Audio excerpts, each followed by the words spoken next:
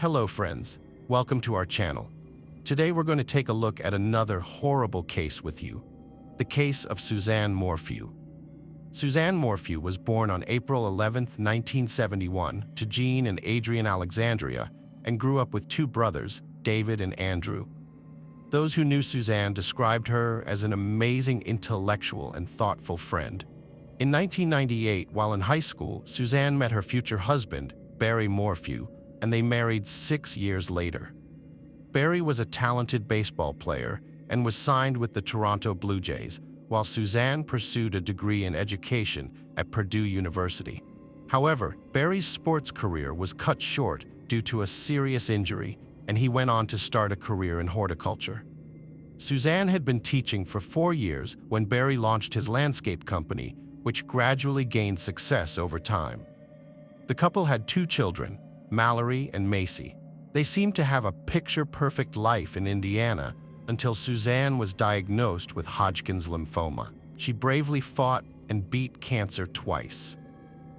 In 2018, the Morphews moved to Mayville, Colorado for a fresh start and to be closer to their daughter Mallory, who was attending Western State University.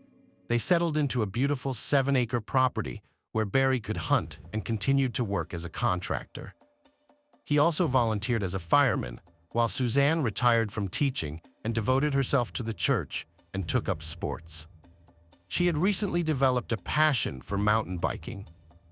From the outside, the Morphews appeared to be the perfect family, but they had their share of problems, which would later come to light following the events of May 10, 2020.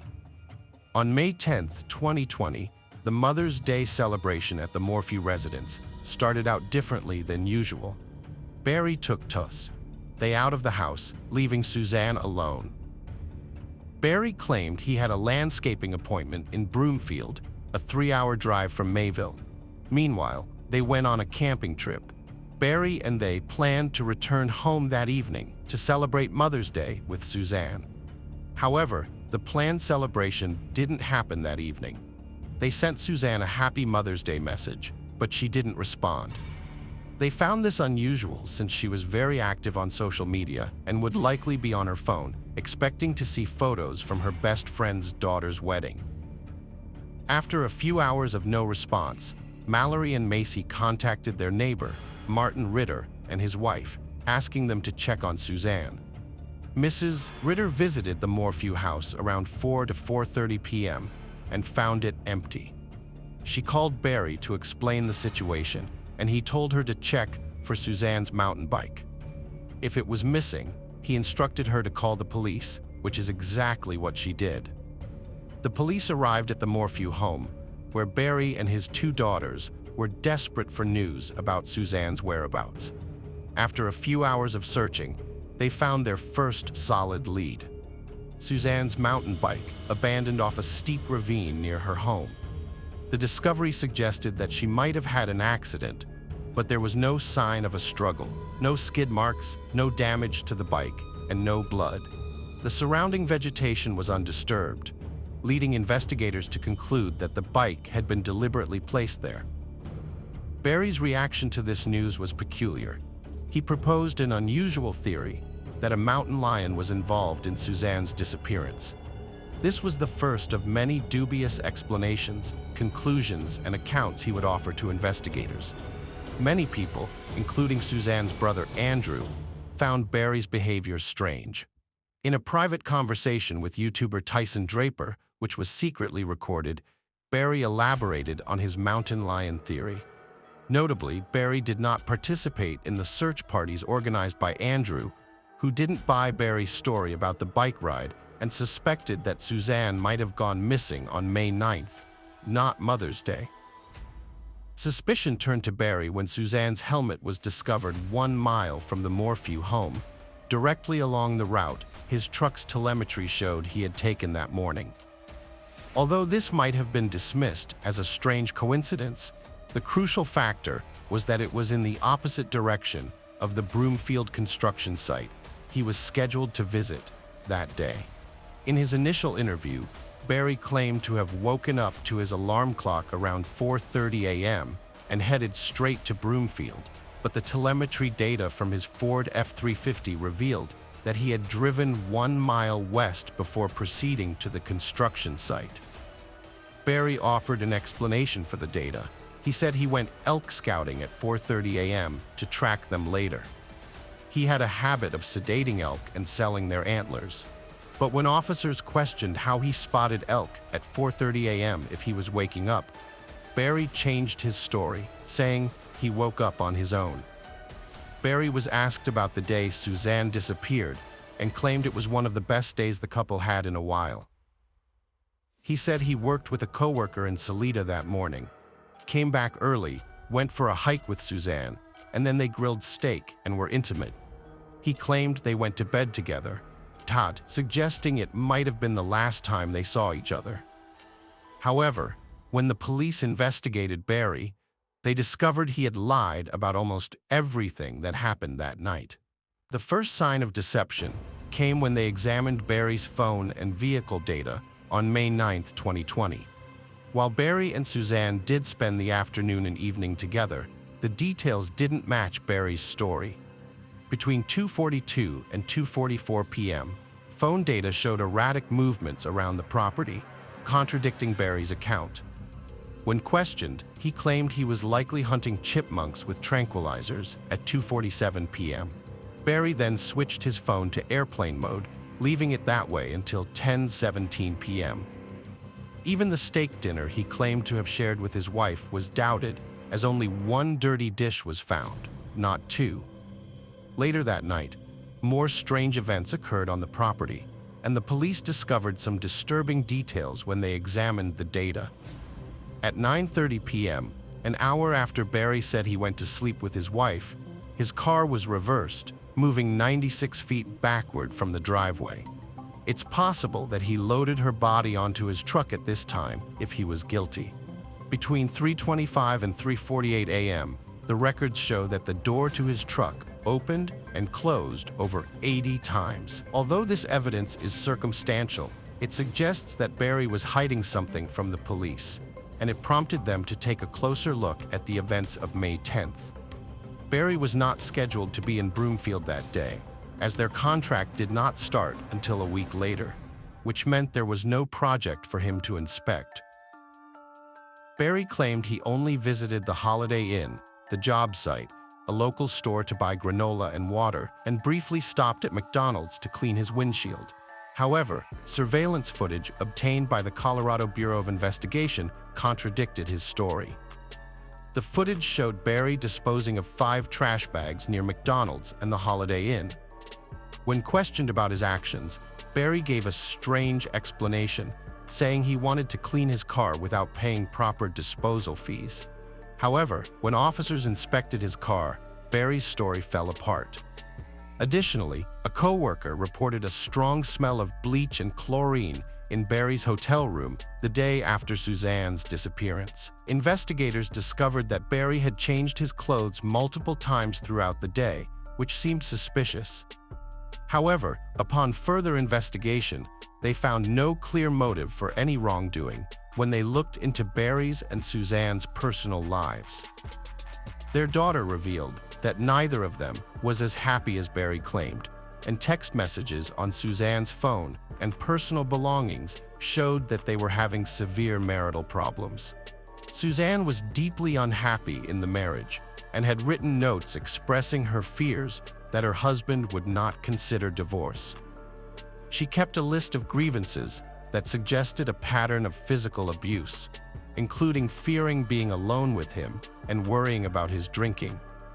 She was also suspicious of his repeated attempts to seize her phone and suspected he was unfaithful to her. When the police searched the Morphew house on May 20th, they found a pen that Suzanne had purchased to record her husband's alleged infidelity. Ironically, the recording actually captured her own affair with a man named Jeff, whom she had known since high school. The affair had allegedly been going on for about 1.5 years, starting around 2018. Although Jeff seemed like an obvious suspect, the police were able to rule out his involvement. Investigators thought that Barry must have discovered Suzanne's affair, which was supported by a note she had written 2 days before her disappearance. In the note, Barry accused her of having a boyfriend. The spy pen was not the only crucial piece of evidence found in the Morphew house. The search also turned up a tranquilizer dart cap in the dryer, a spent bullet casing in the bedroom, a large crack in the doorframe, and what appeared to be the remains of Suzanne's journal in the fireplace. When combined with the telematic data, these findings suggested that Barry might have planned and carried out the murder of his wife, likely in the afternoon of May 9, 2020. The phone data from Suzanne's phone supported this theory, showing that she had sent 53 texts to her boyfriend and a selfie at around 2:10 p.m., but then stopped using her phone altogether. The public remained unaware that Barry was a suspect in his wife's disappearance for 2 weeks, until the police conducted a 2-day excavation at a construction site in Salida, one of Barry's job locations. In response, Barry released a bizarre video proclaiming his innocence to the public. It wasn't until May 5, 2021, almost a year into the investigation, that Barry was arrested. Although the evidence against Barry was largely circumstantial, the prosecution appeared confident in their case, given his changing stories, repeated lies, and clear motive. Barry faced charges of first-degree murder in connection with his wife's death, tampering with physical evidence, possession of a dangerous weapon, and attempting to influence a public servant. Furthermore, Barry was later charged with filing a fraudulent election ballot in his wife Suzanne's name. He claimed ignorance of the wrongdoing, stating that he thought the extra vote would be helpful to Trump. Barry pleaded guilty to this charge in August 2021 and paid a $600 fine. A preliminary hearing was held to determine whether Barry Morphew's case would proceed to trial, and it was during this hearing that most of the information about the case became publicly known.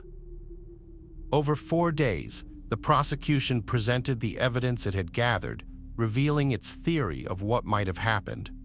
According to the prosecution, Barry murdered his wife on May 9, 2020, dismembered her body in a hotel room, disposed of the tools used, and buried her in an unmarked grave.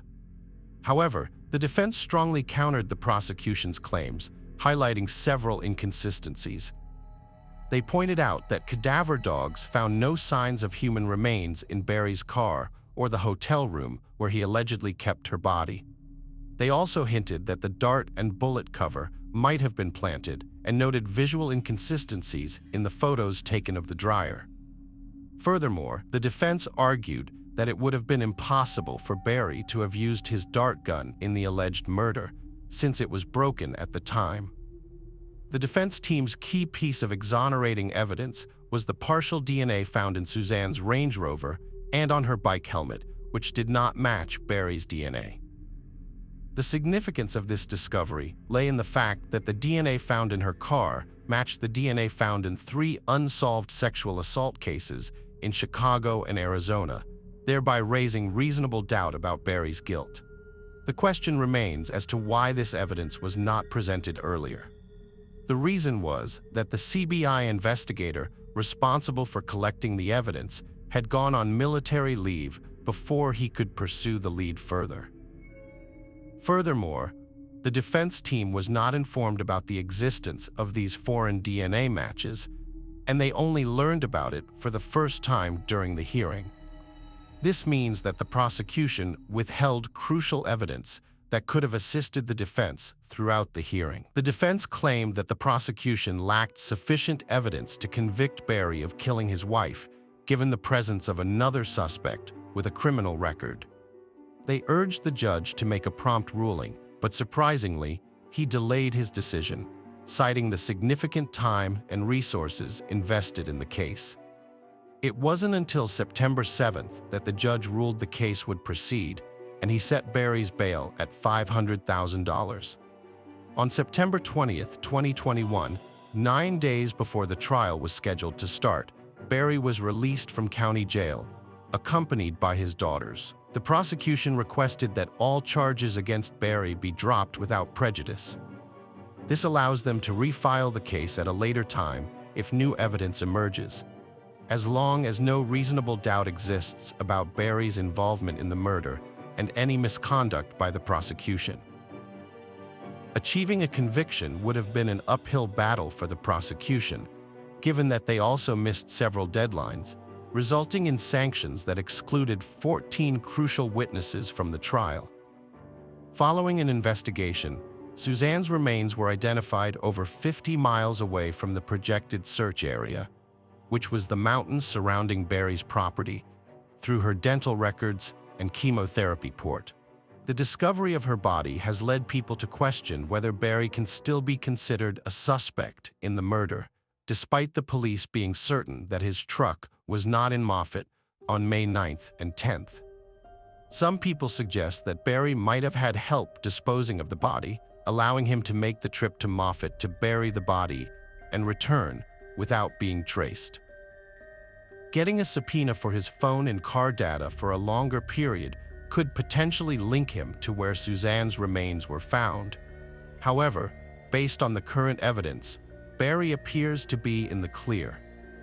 The police and district attorney's office are continuing to investigate the case despite recent developments. The district attorney of the 12th Judicial District stated that they cannot comment on the case until more information becomes available, but they have offered their condolences to Suzanne's family.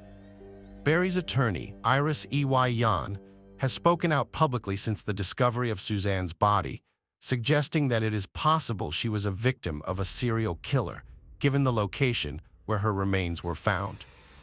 Yan believes that Barry was wrongly accused by law enforcement and hopes that they will eventually acknowledge their mistake. Meanwhile, Barry has filed a $15 million lawsuit against the prosecutors, sheriff stations, and investigators, alleging that he was wrongly charged in connection with his wife's disappearance and death. December proved to be the most challenging month of the year for Kia and her family. Despite their efforts to infuse the holiday spirit into their home with decorations, gingerbread baking, and caroling, Kia couldn't shake off the sadness in her eyes. She held on to hope, awaiting Santa's arrival, yet deep down, she knew the greatest gift would never return. On what should have been Nadine's 32nd birthday, Phoebe, her sister, honored her memory with a heartfelt video tribute, concluding with Kia singing a song dedicated to their beloved mother. For Claire, life without Nadine was an endless cycle of torment, haunted by nightmares and memories. Daniel's name was taboo in their household, and David shared in their despair. Despite Christmas passing, grief shrouded them, unable to fill the void left by Nadine's absence. On January 14, 2020, Daniel faced court proceedings via video call, his lawyer requesting a psychiatric evaluation, approved by Judge David Kennedy. Daniel confessed to the murder, blaming intoxication from substances consumed that fateful night. The trial, overseen by Judge Michael Magram and a jury of 7 men and 5 women, was marked by prosecutor John O'Kelly's presentation of damning evidence, detailing Daniel's cruelty towards Nadine. Throughout the 3-week trial, Nadine's family faced the painful reality in the courtroom, while Kia chose to spend some days at home with her granddaughter. Daniel's lack of remorse, evident in his fake displays of affection towards his mother, disgusted Claire. Testimonies from the intensive care unit nurse painted a grim picture of Nadine's condition, further solidifying Daniel's guilt. Throughout it all, Daniel never offered an apology to Nadine's family, leaving Claire disillusioned by his insincerity. The chilling echoes of mutilated words reverberated mercilessly down the cold, shadowy corridors, each syllable plunging Claire's soul deeper into an abyss of agony. Dr. Linda's relentless discourse stretched over 2 grueling hours, meticulously detailing every gruesome injury inflicted upon Nadine. With each description, the weight of the brutality bore down heavily upon Claire's heart, a relentless assault on her senses. As Dr. Linda's voice pierced through the air, Daniel remained eerily composed, his demeanor untouched by the harrowing accounts laid bare before him. It was as though the suffering of Nadine and her shattered family were mere trifles to him, inconsequential in the face of his own self-absorption. Refusing to acknowledge his guilt, Daniel's defiance only served to amplify Claire's anguish. His steadfast denial, devoid of remorse or empathy, cast him further into the depths of his own depravity. Despite the damning verdict that condemned him to a lifetime behind bars, Daniel's indifference persisted, a stark reminder of the darkness that dwelled within him. But even as the gavel fell and justice was seemingly served, the wounds of Nadine's family festered, raw and unhealed. The leniency of Irish law, offering a mere 18 years for a life extinguished, felt like a cruel mockery, a mockery that Claire and Nadine's loved ones could not accept. In the unforgiving confines of Whitfield Prison, Daniel found himself marked for retribution, a target among predators hungry for vengeance. Isolated from his fellow inmates for his own safety, he remained defiant, his arrogance unyielding even in the face of imminent danger. Yet, fate's relentless hand struck again within the walls of Midlands Prison, where Daniel became the victim of another inmate's brutal assault. Hospitalized and scarred, he bore the physical remnants of his own malevolence, a grotesque reminder of the pain he had inflicted upon Nadine and those who loved her. Nadine's story, a tragic testament to the horrors of domestic violence, reverberated far beyond the shores of Ireland. Born in Arlo, a beacon of hope on the southeastern coast, her light was extinguished far too soon, leaving behind a legacy of sorrow and a family torn asunder by grief. In the summer of 2012, three sisters, Phoebe, Tanith, and Kayla, embarked on a journey of adventure. Among them was Nadine, a captivating 26-year-old woman with plans to explore the wonders of Australia. With a heart brimming with anticipation, Nadine looked forward to a vacation filled with thrilling escapades, sports, and the prospect of forging new friendships. Nadine's essence radiated a unique charm that captivated those around her. Her laughter and radiant smile had a way of enchanting everyone she encountered. Despite her outgoing nature, Nadine harbored a sensitive soul, always seeing the goodness in people. She treasured her family deeply, finding solace and support in their love. Photography became Nadine's passion as she sought to capture fleeting moments of beauty in the world. What began as a hobby soon blossomed into a successful career where Nadine used her talents to enhance the beauty of others. In matters of the heart, Nadine treaded cautiously, cherishing her independence and relishing the company of friends. However, fate intervened when she crossed paths with Daniel, a reserved yet intriguing man from Dublin. Despite their stark differences in demeanor, Nadine found herself drawn to Daniel's piercing gaze and quiet strength. Their connection deepened as they explored the exotic landscapes of Australia together, sharing intimate moments and dreams beneath the sun-kissed skies. Watching Daniel conquer the waves while surfing, Nadine saw admiration and affection reflected in his eyes. Despite the geographical distance and the mysteries surrounding Daniel's life in Dublin, their bond grew stronger with each passing day. Nadine and Daniel's time together in Australia was a symphony of enchantment, promising a love that transcended boundaries. Their connection blossomed swiftly, although Nadine regarded it as a playful flirtation with no strings attached. Phoebe, Nadine's younger sister, was the first to be informed, followed by their mother, Claire, who quickly discerned the casual nature of the relationship. In June of 2013, Nadine returned home bearing unexpected news. She was pregnant with Daniel's child.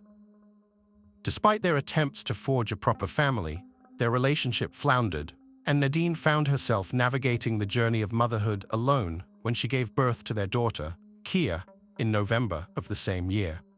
Phoebe stood steadfastly by her side, offering support and becoming a guiding presence in those early, challenging days of motherhood.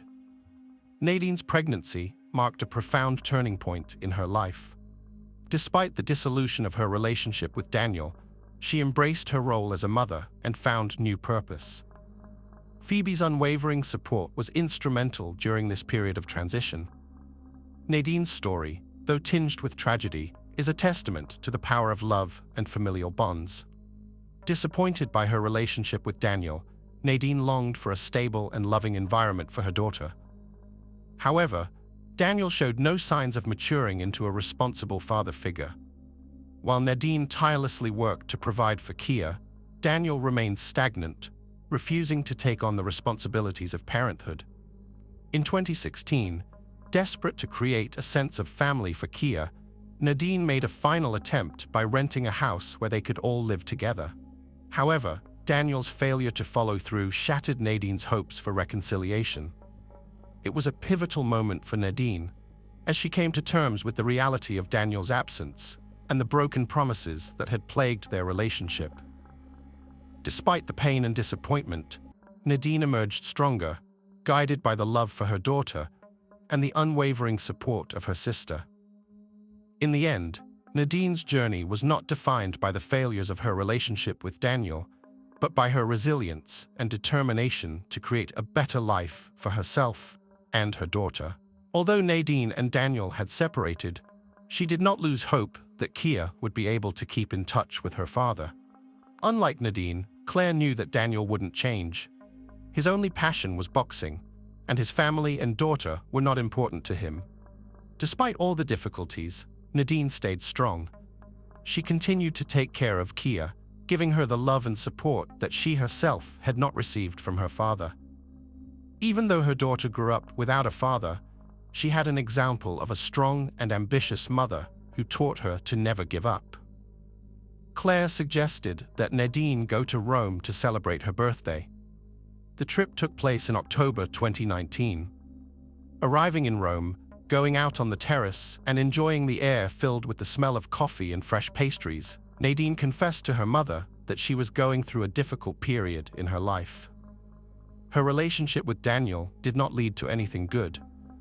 Nadine did not need him and was good at being a mother. She liked her job, her home, and was proud of her achievements. Soon, Nadine was offered a job as a model. At that moment, she saw her future as promising and happy. Back in Ireland, Nadine was disappointed to learn that Daniel continued to make empty promises to visit Kia. One day, when Daniel was supposed to give Nadine money for their daughter, he asked for a meeting. Nadine immediately suspected that it was just an excuse to meet her and not Kia, but she could not refuse. At the same time, Nadine did not want to ruin Daniel's image in Kia's eyes. She still had hope to create a real family, although it seemed more and more impossible every day. Coming up with new excuses for the absence of her father, Nadine tried to protect her baby from disappointment and pain. She didn't want her daughter to suffer from Daniel's irresponsibility and ignorance. Despite this, Daniel did not want to break up with Nadine and let her go. He was afraid that she might start dating other men. Because of this, Nadine was forced to hide her personal life from him in order to avoid his constant control and threats. By the end of 2019, Nadine's life began to change. She left behind her relationship with Daniel. Despite this, Nadine looked forward to the future with hope and started dating a guy from Turkey. However, her attempts to keep this relationship a secret from Daniel were in vain. He found out about her new partner and was angry and furious. Unable to come to terms with the loss of control over Nadine, Daniel began to stalk her, turning her life into a nightmare. On December 5th, tired of the constant threats and insults, Nadine texted Daniel. She made it clear to him that their relationship was over and demanded that the harassment stop. Nadine firmly believed that this would put an end to this exhausting and tiring relationship. On December 13th, Nadine asked Daniel to babysit Kia as she was going to celebrate her aunt's birthday at a local pub. They agreed that Daniel would stay with Kia at Nadine's house while she spent time with her family. Daniel and Nadine lived in different cities. Daniel lived in London, and Nadine lived in Wicklow. On the night of December 14th, Daniel called Nadine several times at 11:57 p.m. and at 1:26 a.m., but there was no answer. Eventually, he sent her a message asking her to come back. Soon after Nadine returned home, she quickly changed her clothes, but what happened next remains unclear. However, we know that Daniel attacked Nadine and scared her 6-year-old daughter, Kia. One of the neighbors, Ayla Klenovich, heard the noise and screams, went to the house, and saw the open door to Nadine's apartment with the light on. She decided to check what was going on there. At the doorstep, Camila was met with a harrowing sight. Nadine lay sprawled on the floor of the hallway, with Daniel looming over her, his face twisted in a mixture of rage and panic. Overwhelmed with horror, Camila rushed back to her apartment, her trembling hands immediately dialing Nadine's family to relay the dreadful truth. As Claire listened to the tale, her demeanor turned icy, a whirlwind of unsettling thoughts racing through her mind, a foreboding sense settling in. Meanwhile, Daniel, consumed by his fury, fled the scene in his Volvo, leaving behind a haze of dust and the lingering stench of blood. Upon bursting into Nadine's apartment, a grisly scene unfolded before Claire's eyes. The walls of the hallway splattered with blood like strokes of an artist's brush, shattered glass and mirrors reflecting the gruesome reality of what transpired. Yet, this was only the beginning. At 9:50 a.m., Claire, Phoebe, and Kyle entered the kitchen, only to be met with a gut-wrenching sight. Nadine's lifeless body lay before them, torn and devoid of life. Simultaneously, some 20 miles away in the town of La, Daniel's recklessness met its end as his car careened into a ditch. Emerging from the wreckage, Daniel appeared dazed, his eyes vacant, his trembling form coated in blood. Confessing to a bewildered witness, he spoke in a voice laden with despair, admitting to the heinous act, his words echoing like a plea for absolution. As Daniel was whisked away to the hospital in an ambulance, his murmurs of love for Nadine hung in the air, as if he sought forgiveness in his darkest hour. Meanwhile, chaos reigned in Nadine's apartment. Stepping through the threshold, paramedics and police officers were met with the thick scent of blood. The scene before them, a testament to the brutality that unfolded within. Among them, paramedic Ian Clark was struck by the extent of the devastation. Broken dishes, shattered glass, and bloody footprints painted a grim portrait of a violent crime. Phoebe and Kyle, filled with grief and confusion, she lay unconscious, her body unrecognizable. An ambulance rushed Nadine to St. Vincent's Hospital, where she was admitted to the intensive care unit at 10:58 a.m. Doctors noted severe injuries to Nadine's head, neck, and chest, expressing concern over her condition, especially upon discovering 64 additional injuries of unknown origin on her body. Despite multiple blood transfusions, Nadine's critical condition remained stable. Claire, refusing to lose hope, stood vigilantly by Nadine's side, holding on to the belief that her daughter would return home. She surrounded Nadine with familiar belongings, including photographs, perfumes, and toys, hoping to provide comfort and support during this ordeal.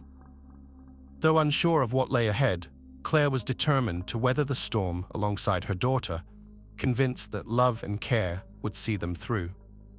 On December 16th, as Nadine fought for her life, Daniel faced a court appearance, ultimately being remanded into custody pending further trial. Later that afternoon, Claire accompanied Nadine for a follow-up examination of her cerebral cortex, praying for her daughter's strength to persevere. Tragically, on December 17th, between 3 and 4 p.m., Nadine drew her final breath, never regaining consciousness. Her most severe injuries proved fatal. The Irish police colonel, Dean McCarthy, deemed this violent crime one of the most heinous he had encountered. Dr. Linda Mogan, the chief state pathologist, conducted Nadine's autopsy at the city funeral home on December 18th. Left alone with her thoughts, Claire grappled with unanswered questions, struggling to comprehend the reasons behind the tragedy. The following day, Daniel recounted the harrowing details of the event. In the narrative of the assault, he recounted how he struck her and utilized the charger cord to strangle her. Initially, he targeted Nadine, delivering blows to her head despite her attempts to resist. Daniel persisted, employing various violent methods, including stabbing and strangling Nadine with the cord. Throughout the ordeal, Kia, Nadine's daughter, cried out, pleading with her father to cease the violence and spare her mother's life, but her pleas went unanswered. Despite Nadine's desperate struggles, Daniel's strength prevailed, and he continued the assault until morning. A funeral service was held on December 22nd at St. Mary and Peter's Church in Arlo, Nadine's hometown. Over 1,000 mourners gathered to bid farewell to her, with the church overflowing and hundreds more watching via live broadcast. 6 individuals solemnly carried Nadine's casket, adorned with scarlet velvet roses, resembling Snow White, peacefully at rest. In the front row, Nadine's mother, Claire, struggled to contain her tears, her eyes filled with love and admiration for her daughter. Surrounding her were grieving relatives and friends, openly expressing their sorrow. David, Nadine's father, approached the altar, his voice trembling with emotion and tears streaming down his face as he placed one of Nadine's handbags beside her casket, a poignant reminder of her elegance and charm. A family friend, Kyle, held a trembling photo of Nadine and Kia, radiating happiness and affection. Meanwhile, Kia, still grappling with confusion and grief, clung to her mother's coffin, unaware of the full extent of the tragedy. Phoebe, Nadine's sister, fought back tears as she brought her pair of shoes to the altar, the same ones Nadine had planned to wear to the prom. Tanith, another close friend, approached with delicate care, placing a photo album brimming with cherished memories on the polished wooden table. Each page held snapshots, capturing the essence of Nadine's vibrant spirit and radiant smile, images destined to eternally reside within the depths of their hearts. Priest Michael Moore, a beacon of sincere empathy, took his place at the altar, his countenance a reflection of the collective sorrow filling the chapel. With gentle yet firm words, he commenced the ceremony, his voice weaving a tapestry of eternal life and hopeful promises. To the grieving assembly, his words were like a soothing melody, offering solace to wounded hearts. In a moment of profound tenderness, Priest Michael turned his attention to little Kia, a beacon of innocence amidst the sea of mourning. With a paternal warmth, he expressed gratitude for the joy she had brought Nadine, and tenderly voiced hope for her future, promising an abundance of care and love. He pledged that they, the gathered mourners, would stand as Kia's guardian angels, a shield against life's harshness. Phoebe and Tanith, their voices choked with emotion, stepped forward to speak the final words, their love and grief intertwining in a poignant tribute to their beloved sister. Tears flowed freely as they bid their farewells, their hearts heavy with the weight of loss.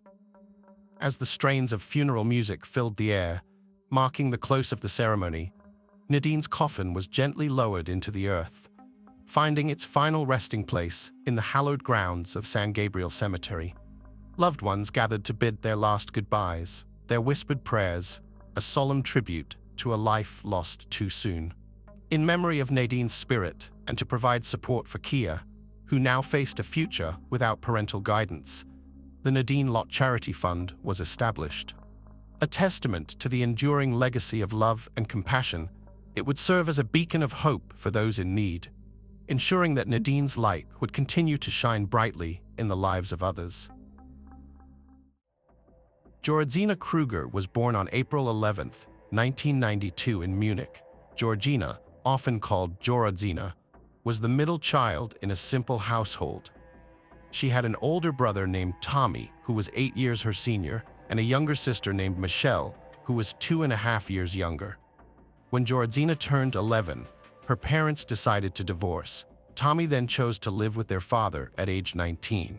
After the separation, Jorodzina and Michelle were primarily raised by their mother, Vizna, and maternal grandmother.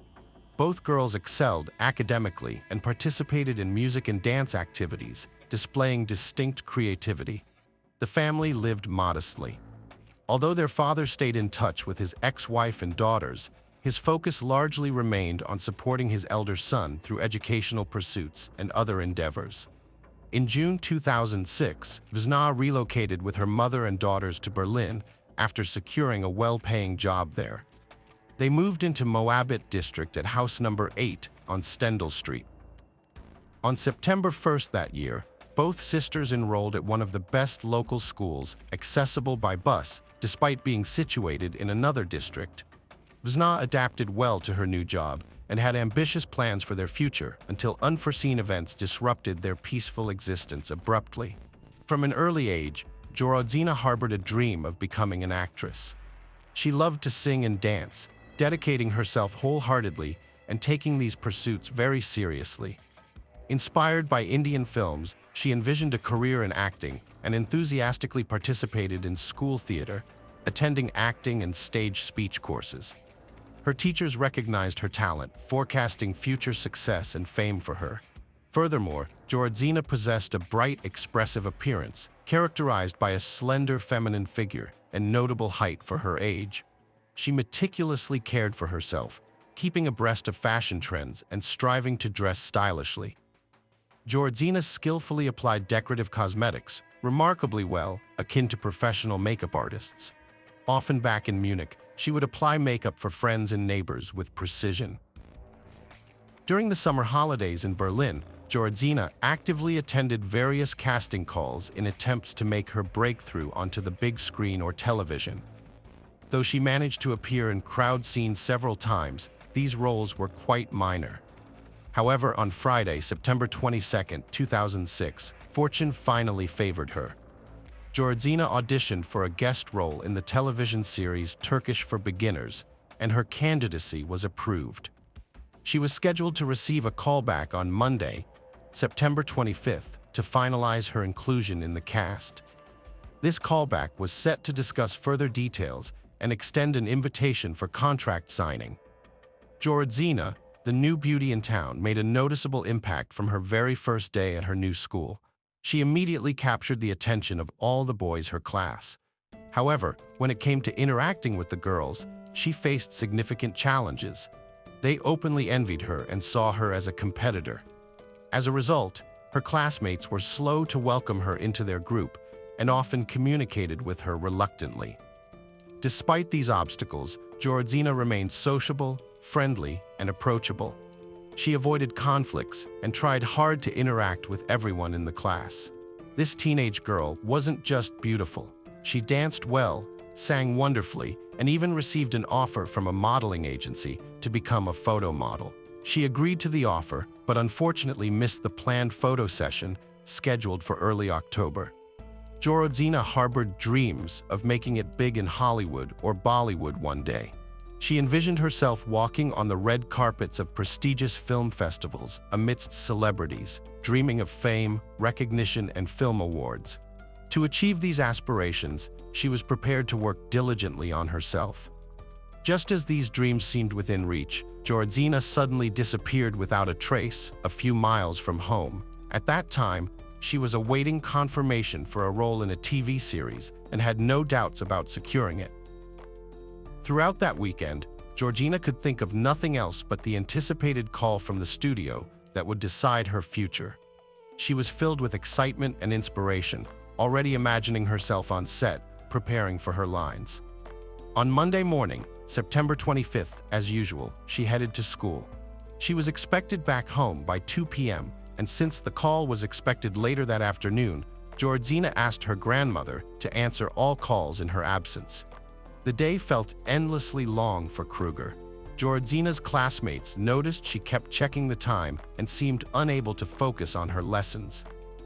Given that she had told no one about her casting opportunity, everyone interpreted her anxious state differently. After school ended for the day, Georgina gathered her belongings swiftly and rushed to the nearest bus stop. She boarded bus number 27, which she rode daily, and headed towards home. After traveling 3 stops, she got off at Rue Rov, not far from where she lived. Georgina Kruger never made it home. Vanishing somewhere halfway from the bus stop to her apartment, she was never seen again, neither alive nor deceased. By 2 in the afternoon, her grandmother, who was waiting for Georgina and her sister, had prepared lunch and set the table.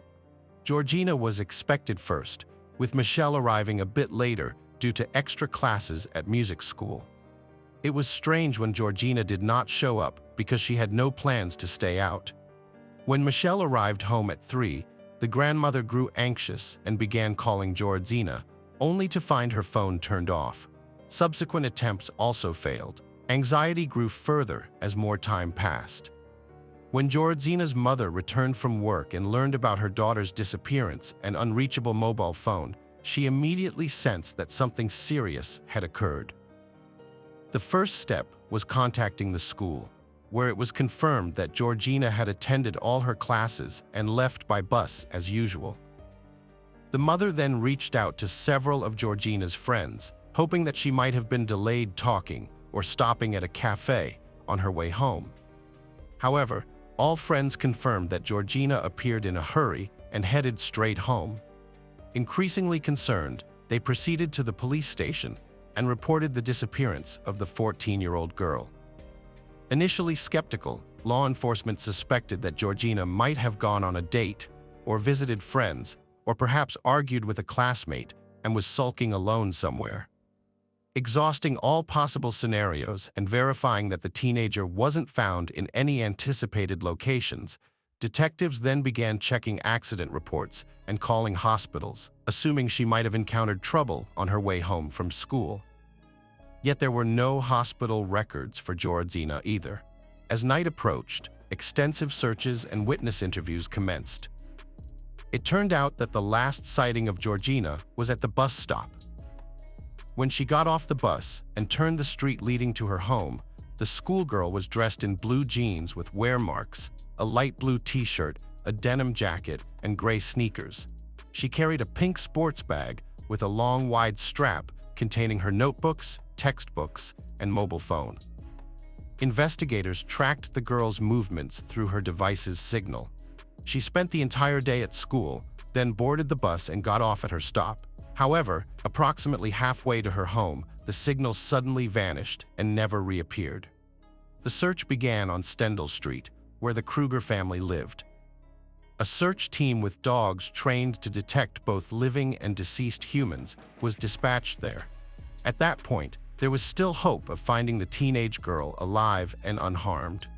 Law enforcement checked every home, interviewed all residents and potential witnesses, inspected attics and basements, and spoke with workers at local stores and cafes. No one had seen Georgina.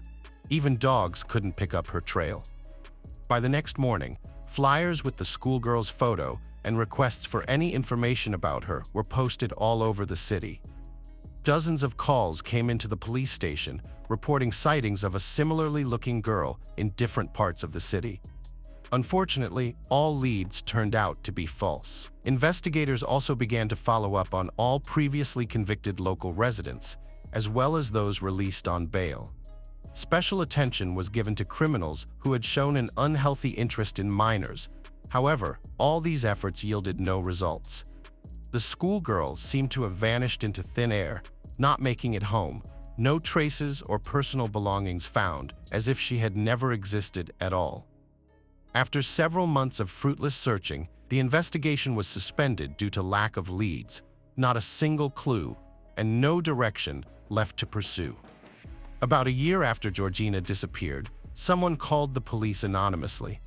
The caller said her body was at the bottom of a nearby lake. Law enforcement couldn't figure out who made the call, but they decided to check it out anyway. For weeks, skilled divers went through the lake with advanced equipment. They were thorough, examining almost every inch of the lake bed. They found nothing. It was a false lead. Despite this, it got the public interested in the case again. The media began discussing and writing about Georgina's disappearance once more. So another search operation was set up.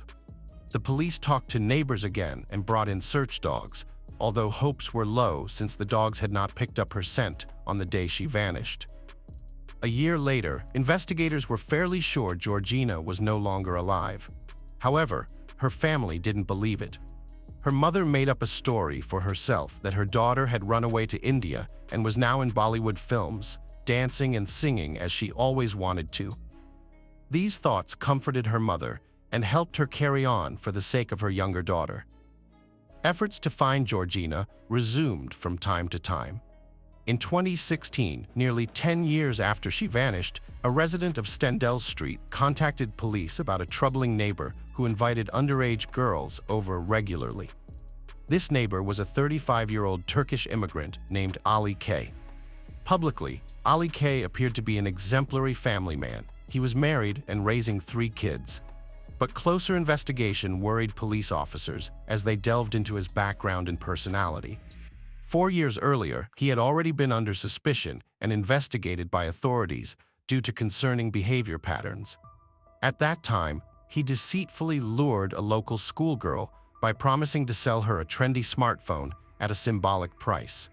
He took the girl to his storeroom, located in the basement of the apartment building.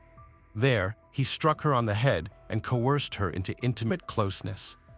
Afterward, he made the teenager swear she wouldn't tell anyone about what happened. He then her a paper napkin to wipe her tears and helped her tidy up before leaving. The girl promised to remain silent, just to escape from his clutches. But as soon as she was free, she immediately told her parents about the incident, and together they went to the police to report the violent actions. The schoolgirl detailed the man's storeroom in the basement, noting that it looked more like a maniac's den. Ali was arrested that same day, but vehemently denied his guilt and shared his own version of the events. According to him, he was indeed selling the gadget, and the girl herself expressed a desire to buy it. As the smartphone was in his basement storeroom, they went down together. When the guest examined the device, she said that she had always dreamed of such a gadget, but since she didn't have the money, she was ready to pay in another way. Following this, according to Ali, the girl began kissing him and started undressing. He tried reasoning with her, but ended up pushing her away forcefully, causing her to fall and hit her head. This explained the injury and bruises on her body. However, the fact of intimate closeness could not be proven, as Ali had used a contraceptive, which he later disposed of.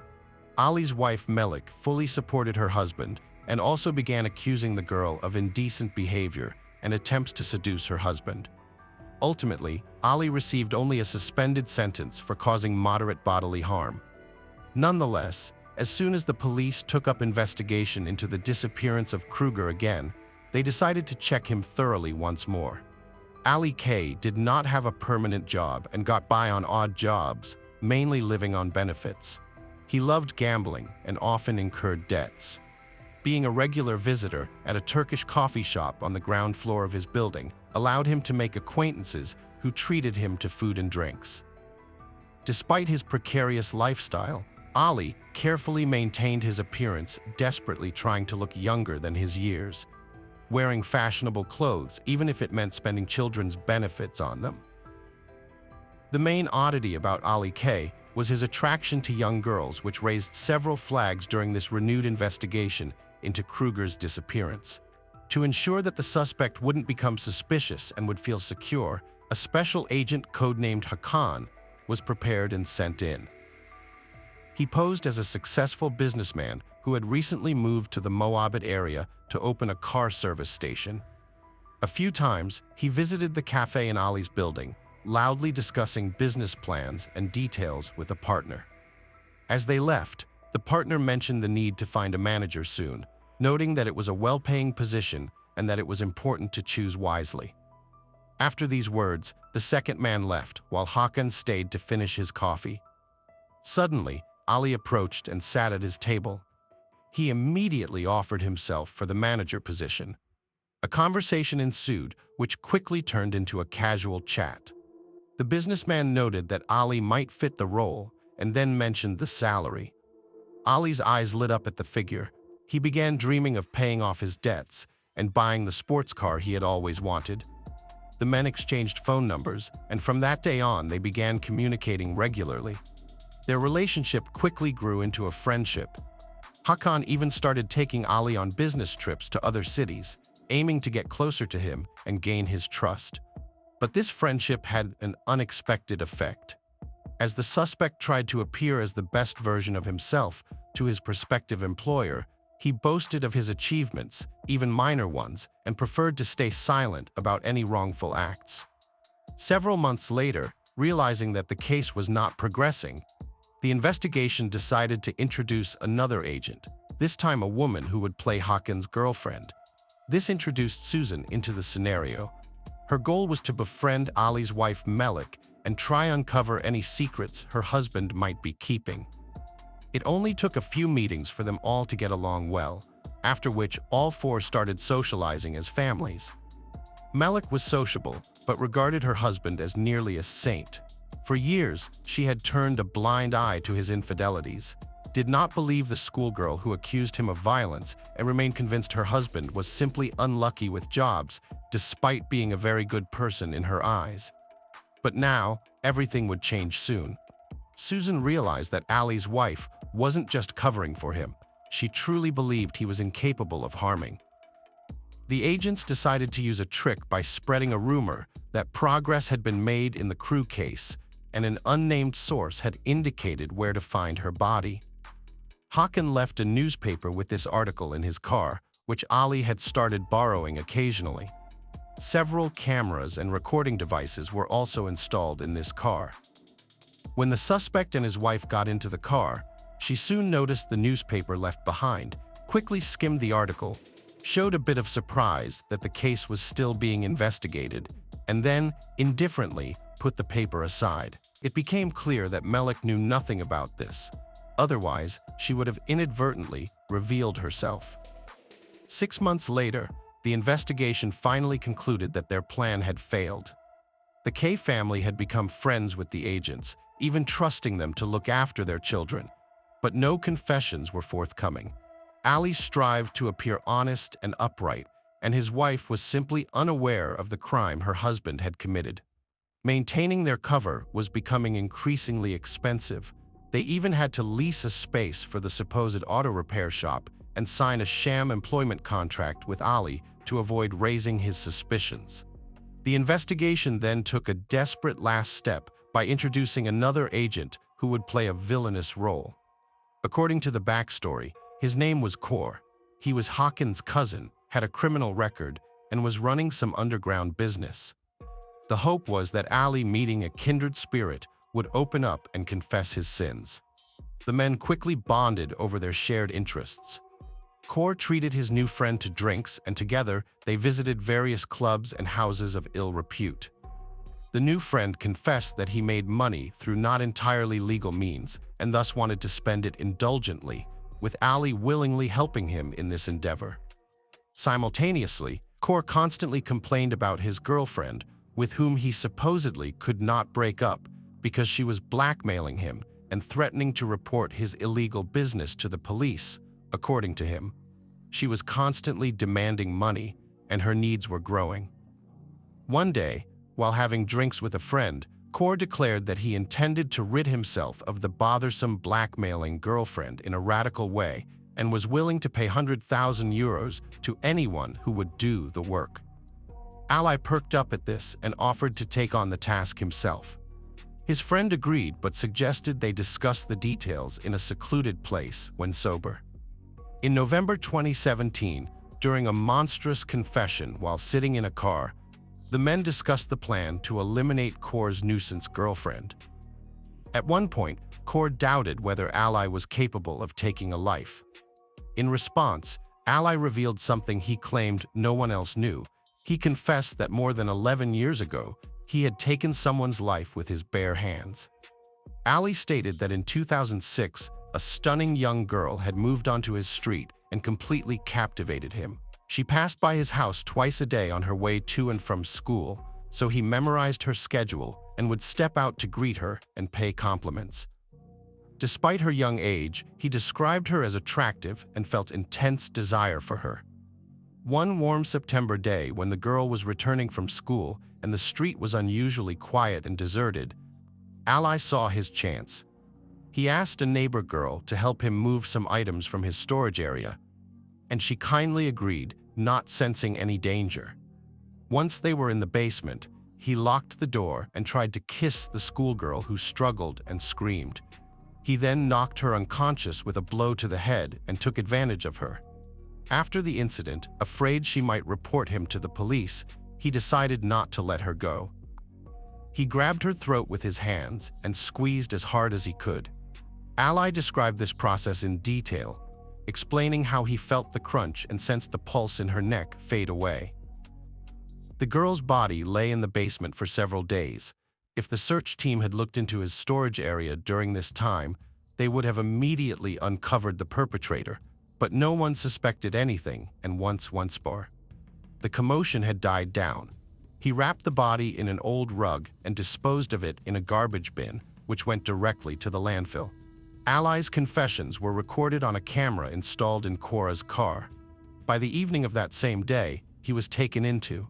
Unfortunately, the girl's remains were never found, as the waste at the landfill was regularly incinerated. Her body was essentially cremated. The trial and verdict. The hearings in this case lasted another 2.5 years before a final verdict was delivered. The criminal adamantly denied any wrongdoing, claiming that he had fabricated the entire story to gain Cora's trust. In reality, he planned to rescue his girlfriend by turning in his friend to the police as soon as he received the money.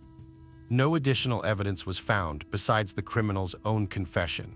However, his detailed and vivid account was enough to convince the jury of his guilt. In March 2020, nearly 14 years after Joradzina's disappearance, Ali K. was sentenced to life imprisonment with no possibility of ever being released.